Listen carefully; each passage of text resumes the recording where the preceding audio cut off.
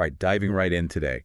We're going deep on a design pattern that's all about keeping software flexible and adaptable, especially as things get more complex. We're talking about those situations where you've got the fundamental idea of something and then how it actually gets done. Yeah, and sometimes those two need to be able to change independently. Exactly. And if you're prepping for, a senior software engineer interview, understanding this stuff is gold. It shows you're thinking about the big picture, the architecture, not just, churning out lines of code. Absolutely. It's all about those architectural level choices that can make or break a system in the long run. Okay, so to set the stage, we've got some great listener questions about a particular pattern. Yeah, really interesting stuff. And today we're going to unpack it all. Our mission, if you will, is to understand how to build systems that can evolve gracefully without, causing a domino effect of problems every time you make a change. Because let's face it, change is inevitable in software.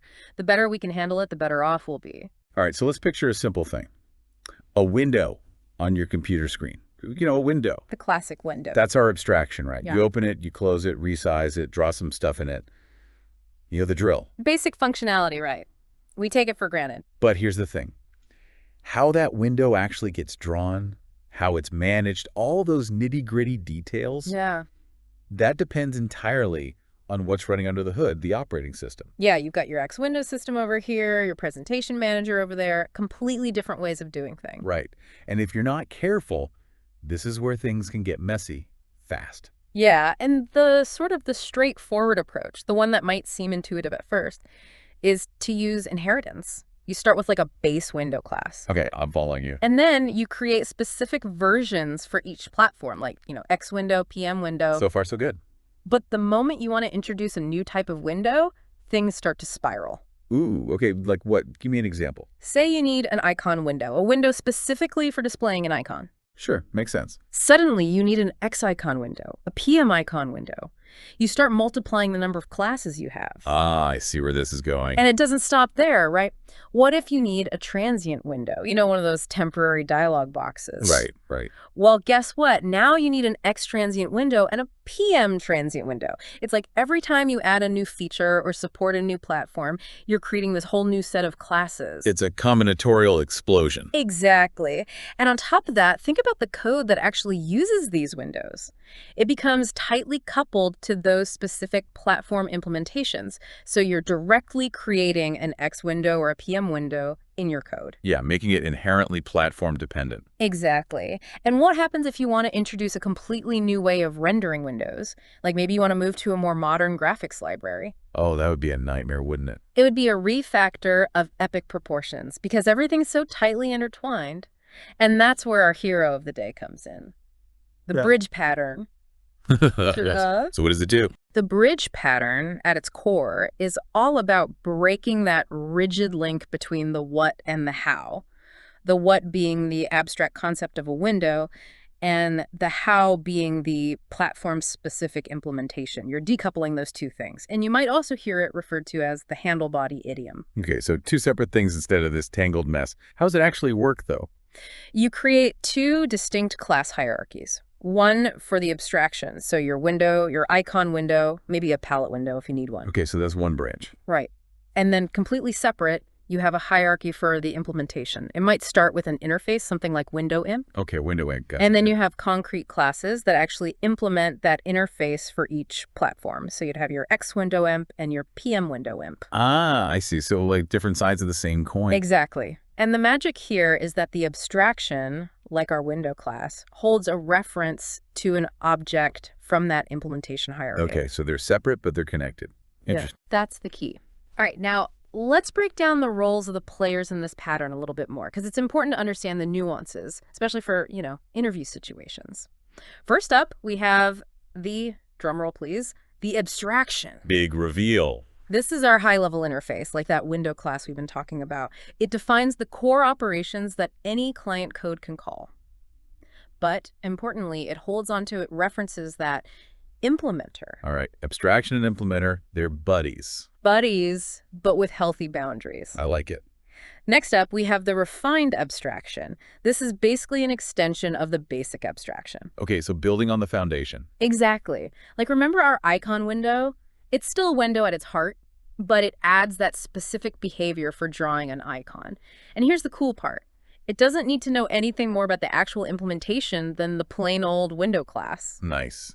So it keeps things simple. Yeah. What about that implementer? Yes, the implementer. This guy defines the interface for all those platform-specific implementations. And here's a key point, and this is one to really remember for those technical interviews. The implementer's interface doesn't have to match the abstraction's interface exactly. Oh, interesting. So they're not like mirror images. Nope, not necessarily. Often, the implementer's interface deals with more kind of lower level operations. Like in our window example, we might have methods in that window imp interface called like imp top, imp bottom, device rect, device text, things like that. Okay, so more fundamental building blocks that different platforms can implement in their own way. Precisely. And then we have you guessed it, the concrete implementer. These are the classes that actually do the dirty work. They implement that implementer interface for each specific platform. So like actually drawing pixels on the screen. Yeah, exactly. So X window imp would be a concrete implementer for the X window system. If you call its device rect method, it's going to use the X window system's drawing commands to actually put that rectangle on the screen. And PM window imp would do the same thing, but using the presentation manager's way of doing things. Exactly. Which might involve like setting up paths and stroking them. Totally different approach, but they both fulfill that device rect contract from the window imp interface. So how does this all work together? Like when I, as a user, click draw a rectangle, what actually happens? Okay, so let's say you call the drawRect method on a window object. Now, the window object itself doesn't know how to actually draw a rectangle on a specific platform. Remember, it's the abstraction. Yeah, it's just the idea of a window. Right, so what it does is it delegates. It passes the buck to that implementer object it's holding on to. It calls the device rec method on that implementer. So it's like, hey, you handle this. You're the expert in actually drawing stuff. Exactly. The abstraction, like our window, defines the high-level logic. We need to draw a rectangle, here are the coordinates. But the implementer takes care of the platform-specific details of how to actually make that happen. Okay, so it's like a division of labor, basically. Exactly. All right, so we've got the system in place, two separate hierarchies, delegation happening behind the scenes. What's the big payoff? Why go through all this trouble? What are the big wins? Well, first and foremost, you get this beautiful decoupling of the interface and the implementation. They're not permanently bound together anymore. So like I can swap them out if I need to. You got it. You could even choose which implementation to use at runtime, like based on the user's hardware or what operating system they're on. And this is huge because if you change something in the implementation, you don't have to recompile the abstraction or all the code that uses it. Huge time saver, especially in big projects. What else? Well, you get independent extensibility. Because the abstraction and the implementer are in their own separate worlds, you can extend either of them without messing with the other. Oh, I see. So like if I want to add a new window type, I don't have to touch any of the platform-specific code. Exactly. And if a new operating system comes out, you only have to write a new concrete implementer for it. You don't have to change any of the existing window types. Remember that class explosion problem we talked about earlier? Oh, yeah, the ever-growing grid of classes. This solves it. Poof. Gone. Magic. Any other perks? Oh, yeah, you also get hiding implementation details, which is really valuable. Okay, how so? Well, the client code, the code using these windows doesn't need to know how the implementer objects are managed behind the scenes. Like maybe you're using reference counting to share those objects and save resources, but the client code remains blissfully unaware. Keeps things clean and simple for the client. Exactly. So the client can focus on the what. I need a window. I need to draw something. It doesn't need to worry about the how. Very zen. So when does this pattern really shine? When should we be reaching for the bridge? It's your go-to when you want to avoid that fixed, compile time binding between the extraction and the implementation, especially if you need to be able to swap implementations on the fly.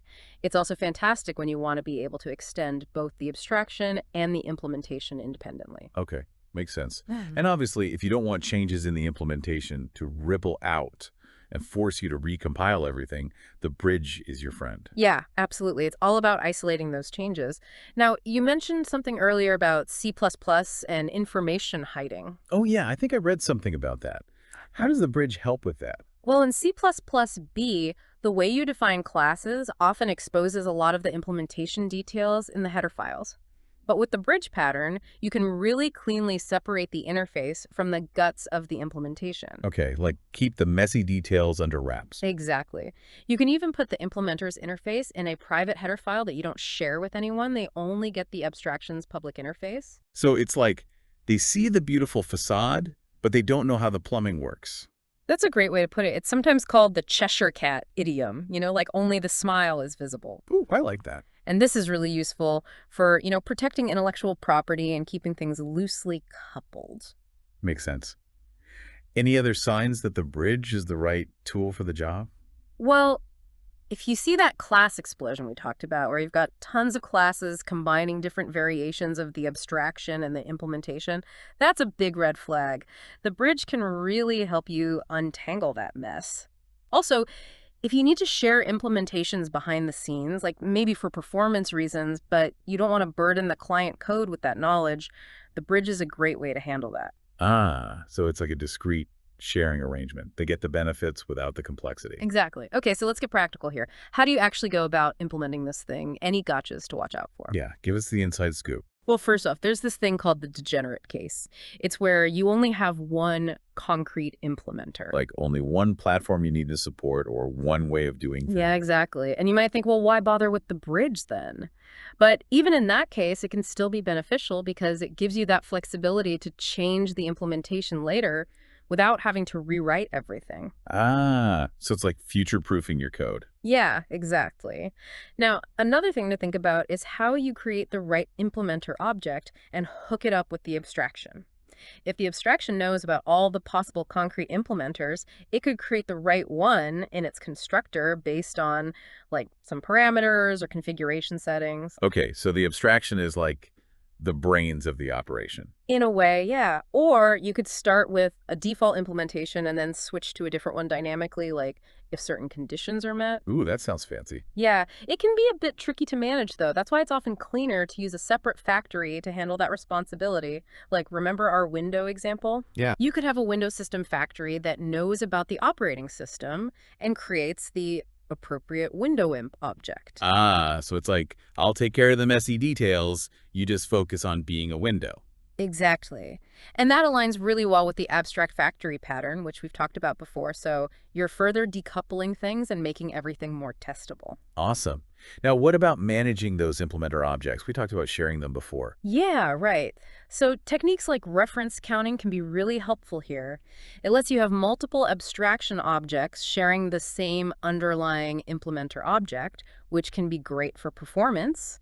This is often used in that handle body idiom in C++ tail. Ah, so the handles are like multiple doors leading to the same room. That's a great analogy. All right, one last thing I want to clear up. Sometimes people think multiple inheritance is the same as the bridge pattern, but it's not. Yeah, I was wondering about that. Why not? Because with multiple inheritance, you're basically making a decision about the implementation at compile time. It's baked in. But with the bridge pattern, the association between the abstraction and the implementer happens at runtime. You can change your mind, swap things out. It's much more dynamic. So it's all about that runtime flexibility. You got it. Okay, now let's talk about some real-world examples to bring this all home. There's this great framework called ET++ IMA, a graphical user interface toolkit. They use the bridge pattern all over the place for their windowing system. Cool. So it's not just a theoretical thing. It's actually used in practice. Oh, yeah, absolutely. So they have a window class, and their implementer is called window port. And they have specific implementations like X window port and Sun window port for different systems. And what's interesting is in their implementation, the window port often has a reference back to the window object so it can notify it about events. Ah, so they kind of tweak the pattern a bit to fit their needs. Yeah, it's a good example of how these patterns are more like guidelines than rigid rules. Yeah. You can adapt them to solve your specific problems. Right, right. Any other cool examples? Another one, though some people consider it a bit of a simpler version of the bridge, is from the lig++ library. They have this set abstraction. Okay, like a mathematical set. Yeah, exactly. And then they have concrete implementations like linked lists and hash table. And they have these classes called linked set and hash set that act as the bridges, connecting the set interface to those data structures. So even though there might not be a separate implementer interface explicitly defined, the core idea is still there. Exactly. It's all about that decoupling. Oh, and one more, a really cool one from NextT's app kit. This was the foundation for the NextT Step operating system, which later became macOS. Oh, wow, historical stuff. Yeah, and they use a bridge for managing images. They have this NX image class, that's the abstraction. Okay, the high-level image concept. Right. And then they have NX image rep, which is the implementor. And they have concrete implementations for different image formats like TIFF, JPEG, and all of that. But here's the really cool part. An NX image object can actually hold on to multiple NX image rep objects at the same time. Wait, so like multiple implementations for the same image? Exactly. And it can choose the best one to use based on the situation or even convert between them. Super flexible. That is really neat. So to bring it all together, the bridge pattern is this powerful way to build software that can roll with the punches, adapt to change.